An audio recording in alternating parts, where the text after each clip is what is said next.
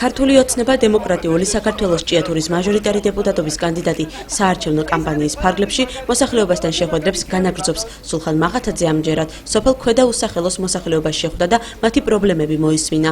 სოფლის მაცხოვრებლებმა სულხან მახათაძეს პაპიძეების სოციალურად დაუცველი ოჯახის პრობლემებით დაინტერესების თხოვნით მიმართეს.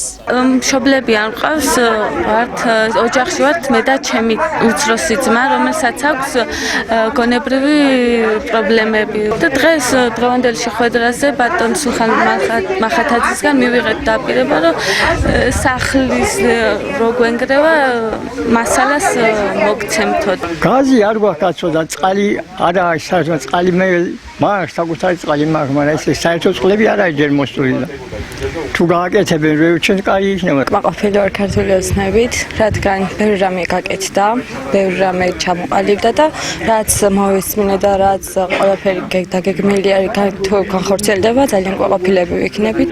მაჟორიტარობის კანდიდატთან შეხვედრისას ადგილობრივებმა სხვა დღემდე გადაუჭრელ საკითხებთან ერთად სოფელში წყლის მიწოდების პრობლემა დაასახელეს. სულხან მახათაძემ აღნიშნა, რომ მისი გამგებლობის პერიოდში შემუშავდა პროექტი, რომლის განხორციელების შემთხვევაში სოფელ ქვედაუსახელოს ერთ-ერთი მთავარი პრობლემა მოუგვარდება. წყლის პრობლემა არსებობს, რომელიც უკვე ესე რომ ვთქვათ, გამგებლობის პერიოდში ამის პროექტი დავამუშავეთ 350,000 ლარის ღირებულების პროექტია, რომელიც აუცილებლად უნდა განხორციელდეს მომავალში.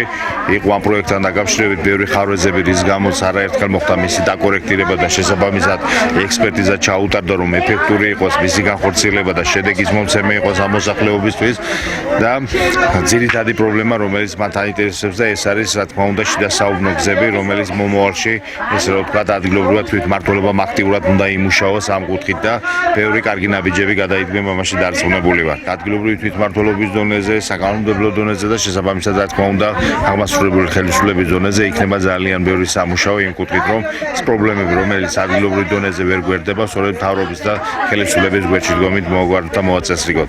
სულხან მახათაძე მიიჩნევს, რომ ადგილობრივი თვითმმართველობის უფრო ეფექტური მუშაობისთვის აუცილებელია საკანონმდებლო ცვლილებები. მისი თქმით, გამარჯვების შემთხვევაში ამ კუთხით აქტიურად იმუშავებს.